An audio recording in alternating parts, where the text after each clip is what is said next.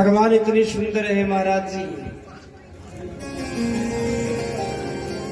भगवान का एक नाम पड़ गया, बोलो चित्त चोर भगवान।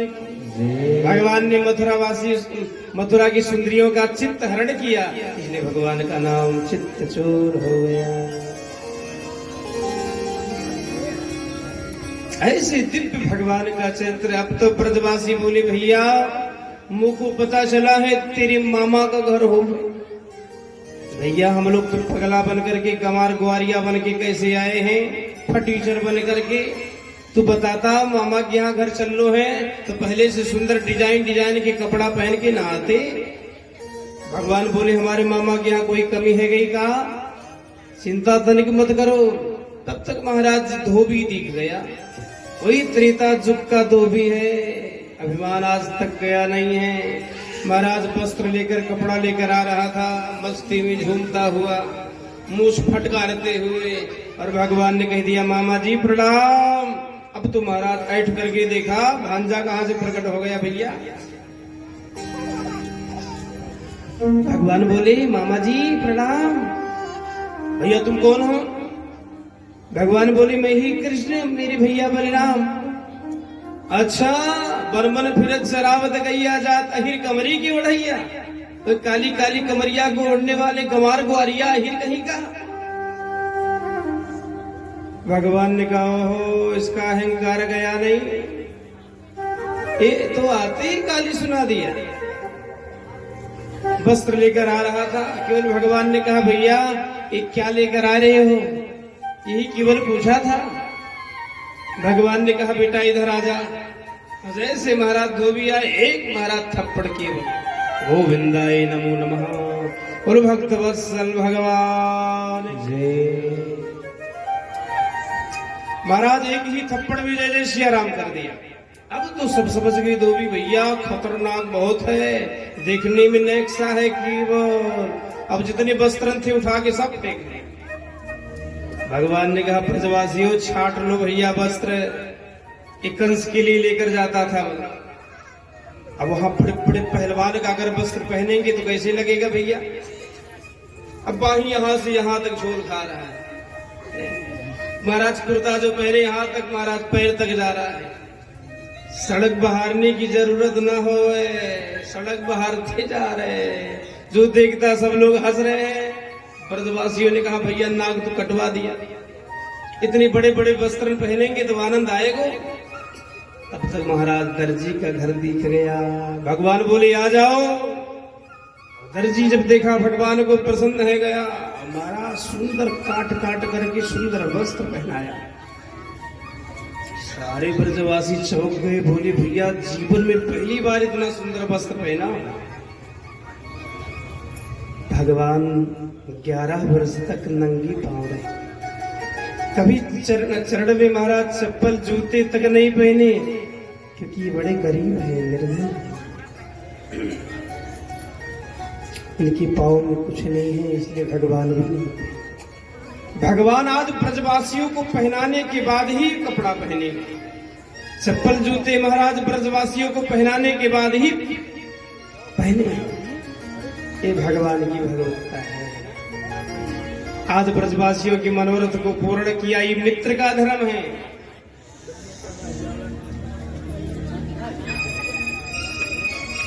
ब्रजवासियों ने कहा महाराज ये तो सजा दिया, गजब कर दिया, कछु आशीर्वाद दे दो।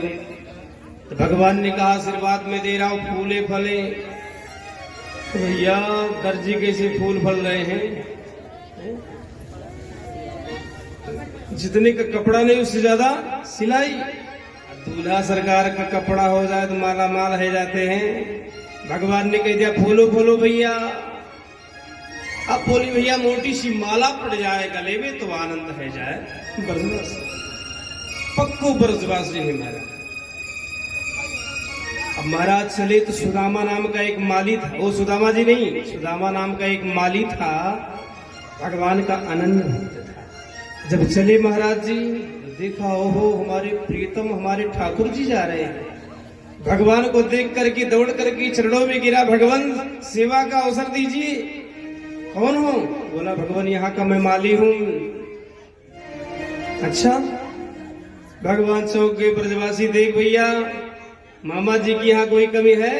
बोले नहीं नहीं महाराज, अब तो महाराज मोटी मोटी माला जितना माला था उठाकर सबके गले में डाल दिया।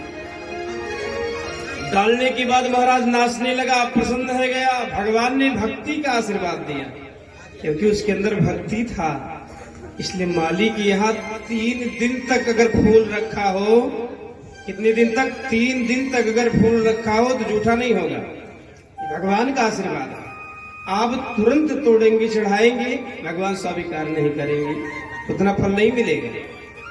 लेकिन अगर माली के यहाँ से फूल आ जाए, 1 दिन का नहीं, 2 दिन का नहीं, 3 दिन का हो, तभी भगवान स्वीकार कर लेते हैं। अगर देवी बीज रुष्ट रहती है ना, तो माली ही आते हैं मनाने। भगवान का आशीर्वाद है, तेरे अंदर भक्ति विद्यमान हो। मोटी सी माला, सारे ब्रजवासी गदगद है गए, आगे बढ़े। अब ब्रजवासियों ने विचार किया, भैया दलछप्पा संप्रदाय ब्रजवासियों का एक अलग चंदन लगता है। देखे होंगे यहां से यहां तक ये दलछप्पा संप्रदाय इतना महाराज चंदन लगाते हैं ब्रजवासी। अब तुम्हारा 3 जगह से कूबजा, 3 जगह से टीढ़ी कुबरी कूबजा जा रही थी। भगवान ने कहा, देवी हे सुंदरी कहां जा रही हो? अब जीवन में पहली बार किसी ने सुंदर कहा। समझ गई कि मेरा मजाक उड़ा रहा है। मुड़ करके जब देखती है, ओहो तो साक्षात श्याम सुंदर कृष्ण है। दौड़ करके आई, हाथ जोड़कर बोली, भगवान कहां से मैं सुंदरी दिख रही हूं? 3 जगह से कुबजा टेढ़ी, कुरूपा को सुरूपा बता रहे हो भगवान। भगवान ने कहा, देवी आप सुंदर हो, ये क्या किसको लगाते हो? उसने कहा, महाराज भोजराज कंस की दासी हो, अपने हाथों से चंदन लगाते हैं। भगवान ने कहा, देवी ब्रजवासी को थोड़ा तनिक लगा दो। अहो भाग्य महाराज, हमारा चंदन निर्मल स्वच्छ था, लगाया, ब्रजवासी प्रसन्न है गए। वाह, आपने तो गजब कर दिया। सारे ब्रजवासी की महाराज मस्तक में चंदन लपेट दिया, चपोड़ दिया, ब्रजवासी प्रसन्न है गए। भगवान को भी लगाया। ब्रजवासियों ने कहा, भैया सबको तो आशीर्वाद दे दिए, इस देवी को भी आशीर्वाद दे दो। भगवान बोले, ठीक, चिंता तनिक मत। भगवान आए एकदम सामने, बलराम चौक के, भैया कनुआ क्या कर रहा है? अरे भैया ये अपनो वृंदावन ना है, मथुरा हो मथुरा। भगवान तुरंत महाराज सुंदरी के पैर पे अपना पैर रख दिया। अब एक हाथ महाराज कमर पे लगा दिया, अब एक महाराज हाथ देवी की दाढ़ी पे लगाया, जोर से झटका मार दिया। देवी महाराज एक सुंदरी के रूप में प्रकट हो गई। बोलो भक्त वत्सल भगवान जय। अब तो महाराज ब्रजवासी भी चौंक गए, मथुरावासी भी चौंक गए। भैया ये केवल बलवान नहीं है, इसके पास सिद्धि है भैया, ये तंत्र जादू जानता है, बहुत बड़ा तांत्रिक है। एक ही बार में देवी को सुंदरी बना दिया, कुरूपा से सुरूपा बना दिया। अब तो नाम भैया होने लगा। अब सेठ साहूकार बहुत चालाक होते हैं, तो सेठ साहूकारों ने दुकान लगा दी, खिलौना का दुकान, चाट की दुकान, काजू बादाम किशमिश की दुकान।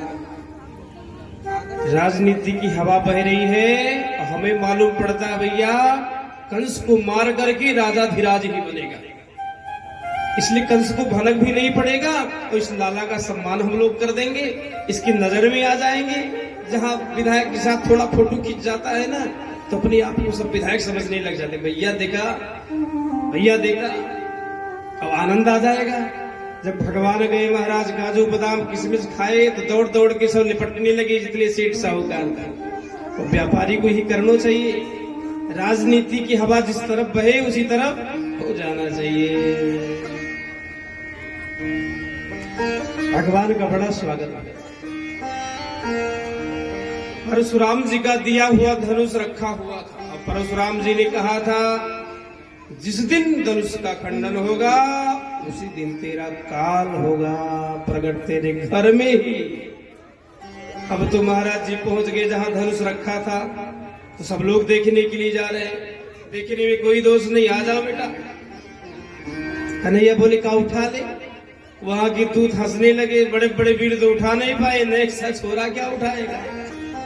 3 बार बुलवाए, भगवान बलराम ने इशारा कर दिया कनुआ उठा दे, और कन्हैया ने महाराज परशुराम का धनुष उठाया, 2 खंड कर दिया। एक बलराम लिए, एक कृष्ण कन्हैया, जो आया सबको महाराज पीट पीट के सबके दांत तोड़ दिए। महाराज नंद बाबा के पास आए, खीर पूड़ी खाए, सो गए। उसको पता चला भैया परशुराम का दिया हुआ धनुष खंड हो गया। ओहो मेरा काल भी आ गया है इर्द गिर्द में। तो महाराज इसके ससुर का नाम था जरासंध। ससुराल से महाराज कुबलिया पीठ नामक हाथी ये दहेज में मिला था, जीत कर लेकर आया था। तो 2 पत्नी स्त्री और प्राप्ति को जीत कर लेकर आया था। प्रथम महाराज द्वार पे लगा दिया और खूब महाराज पिलाया। पिलवान ने खूब शराब पिलाया, हाथी खूब दारू पिलाया, मस्ती में झूम रही है। भगवान प्रातः काल हुआ, भगवान ने कहा ब्रजवासियों चलो हम आते हैं, नंद बाबा को लेकर आप चलो। अब बलराम भैया कृष्ण कन्हैया जब निकले, कुबलिया पीठ नाम की हाथी झूम रही थी। पिलवान ने कहा बाबा जी कहाँ जा रहे हो, छोटे सांवरे कहाँ जा रहे हो। भगवान ने मुस्कुराया, भैया अंदर हम जाना चाहते। अच्छा अंदर जाएगो, पहले हमसे मिल लो। भगवान ने कहा अच्छा।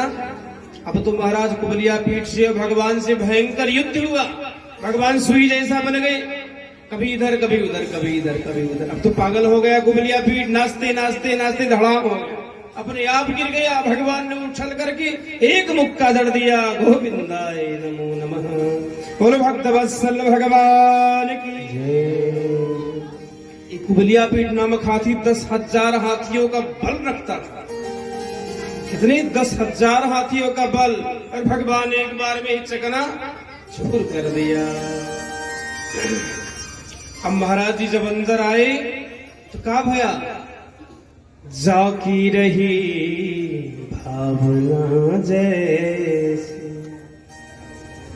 जाकी रही भावना जैसी, प्रभु मूरत तिन देखी तैसी। जाकी रही भावना जैसी, प्रभु मूरत देखी तैसी। जाकी रही भावना जैसी, जाकी रही भावना जैसी, जाकी रही भावना जैसी, जाकी रही भावना जैसी, जाकी रही भावना जैसी, प्रभु मूरत तिन देखी तैसी। जाकी रही भावना जैसी, प्रभु मूरत तिन देखी। जैसी जिसकी भावना वैसा भगवान देख रहे हैं। महाराज जो बड़े बड़े पहलवान थे वहां महाराज लगा कि साक्षात कोई महाराज विशेष बहुत बड़ा पहलवान हमारे सामने आ गया। रस प्रकट हो रहे महाराज, मल्लानाम सनिर्निर्णाम, रौद्र रस प्रकट हो गया। कोई बलशाली हमारे आगे आ गया है, हमसे भी बलाधिक्याद बलम विदु, हमसे भी बलशाली है। काय नरवरा अद्भुत और महाराज रौद्र रस प्रकट हो गया। भगवान अद्भुत और रौद्र दिख रहे हैं। स्त्रीणाम स्मरो मूर्तिमान, जो माताएं मथुरा की नेक्सी सुंदरियां बैठी थी। ओहो कितना छोटा है, 1.5 हड्डी का है।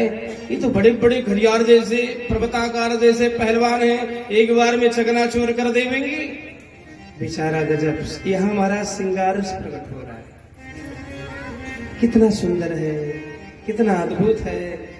अभी बड़े बड़े महाराज पहलवान इसको मार देंगे, दया आ रही है और सुंदरता पर रीझ रही है। कितना सुंदर सुंदर है, बिना श्रृंगार किए ही अद्भुत लग रहा है। श्रृंगार रस प्रकट हो।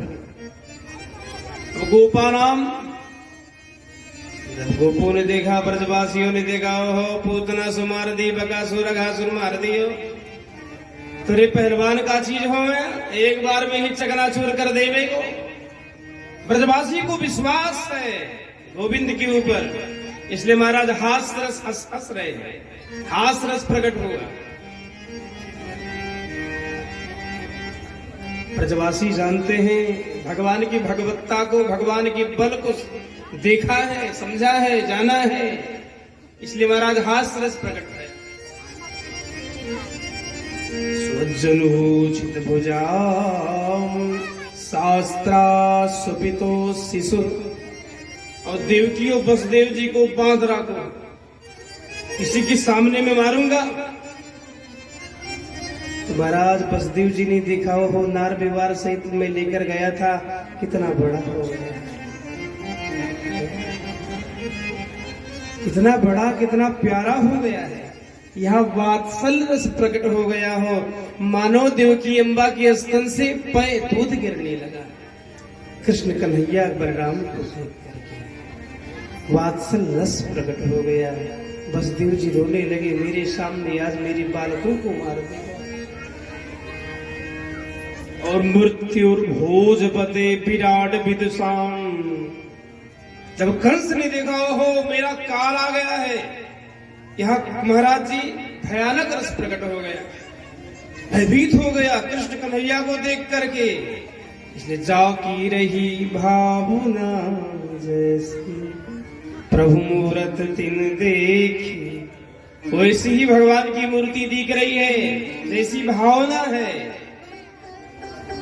तो कंस को लगा मानो जैसे मेरा काल आ गया हो, और काल के नाम से अच्छे से डर जाते हैं।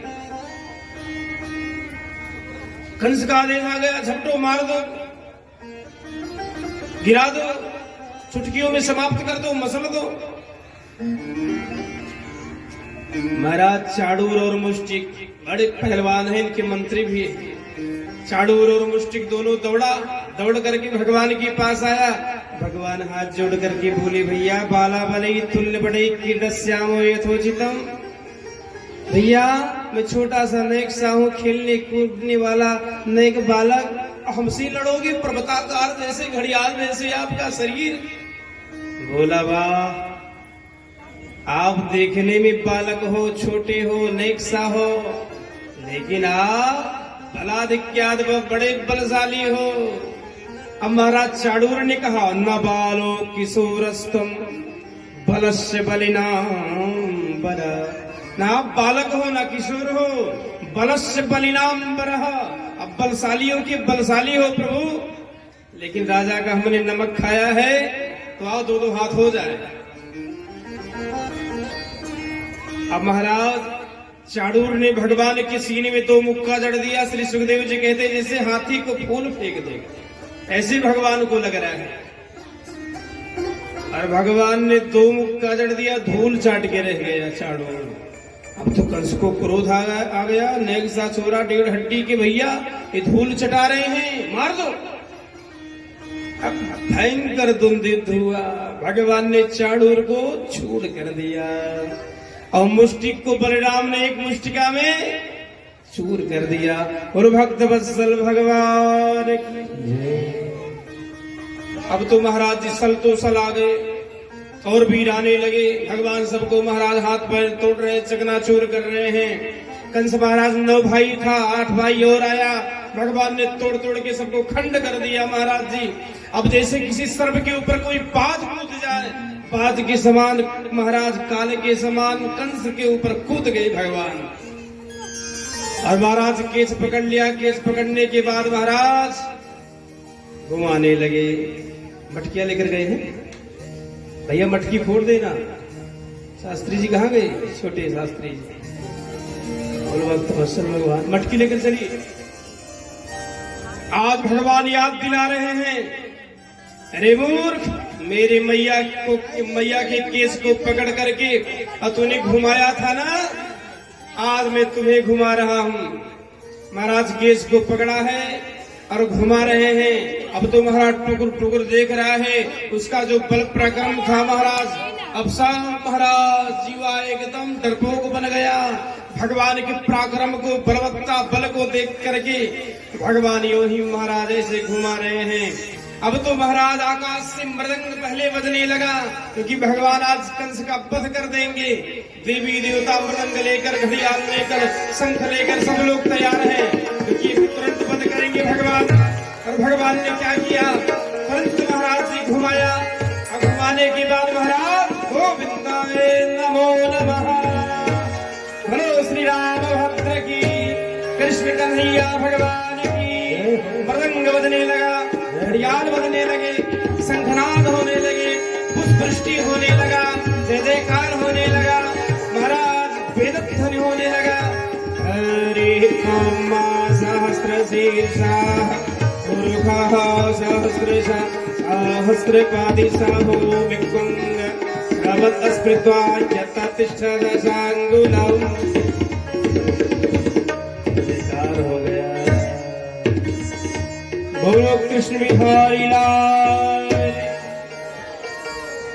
भगवान ने तुरंत मैया के पास दौड़ करके देवकी मैया के पास गए। मैया का हाथ कड़ी खोलने लगे, कंस को समाप्त कर दिया। जितने पहलवान थे साहब भाग लिए।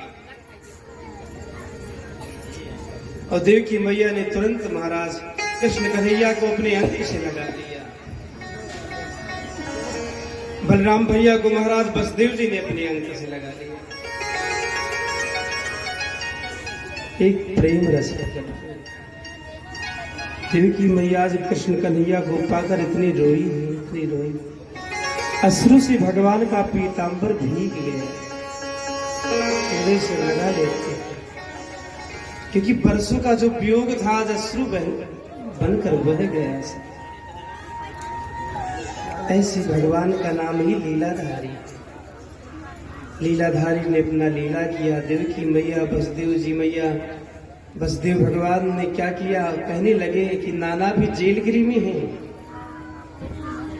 आपके नाना जेलगिरी में हैं। क्योंकि कंस का पिता उग्रसेन जेलगिरी में था। तुरंत महाराज छुड़वाया और उग्रसेन को लेकर आए। क्योंकि भगवान कहते हैं मुझे, हम यदुवंशी हैं, यदुवंशियों को श्राप लगा है, हम सत्ता के अधिकारी राजा नहीं बन सकते।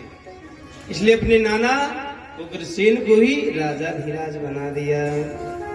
अब तो महाराज कंस के डर से जो महाराज दूत लोग, मंत्री लोग चले गए थे और सब डेढ़ हड्डी के हो गए थे। महाराज सूखी सूखी पत्ते खाकर, घास खाकर जब समझ गए ओहो हमारे राजा फिर से राजा धीराज बन गए, सब आए। अब भगवान का दर्शन करते ही सब बलवान हो गए।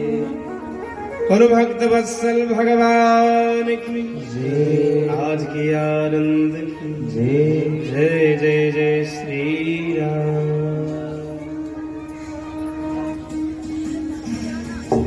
अब तो महाराज उपनयन संस्कार, उपनयन मतलब जनेऊ संस्कार। क्योंकि ब्राह्मण का जनेऊ संस्कार 8 वर्ष में होना चाहिए और क्षत्रिय का जनेऊ संस्कार 12 वर्ष में होना चाहिए और वैश्य का जनेऊ संस्कार 15 वर्ष में होना चाहिए। और 12 वर्ष के हो ही गए, 12 में प्रवेश किए हैं। तो महाराज श्री गर्गाचार्य जी महाराज जी आए, उपनयन संस्कार किया। जग्गोपवीतम प्रमं पवित्रम प्रजापते सहजं पुरस्तात् आयुष्मग्रम प्रथमं शुभ्रम जग्गोपवीतम बलमस्तु ते। बलमस्तु, यज्ञोपवीत जो है बल देता है, शक्ति देता है, ओज और तेज बढ़ाता है। और गोस्वामी तुलसीदास जी भी लिखते हैं ब्राह्मण का पुनर्जीवन होता है। अगर द्विजात संस्कार ना किया जाए तो ब्राह्मणत्व नहीं प्राप्त होता है। ब्राह्मणत्व कब प्राप्त होता है? जब उपनयन संस्कार 8 वर्ष में ब्राह्मण के बालक का हो जाए। इसलिए गोस्वामी तुलसीदास जी लिखते हैं तीन मुझे दीजे महश्रुति धारी महदुजे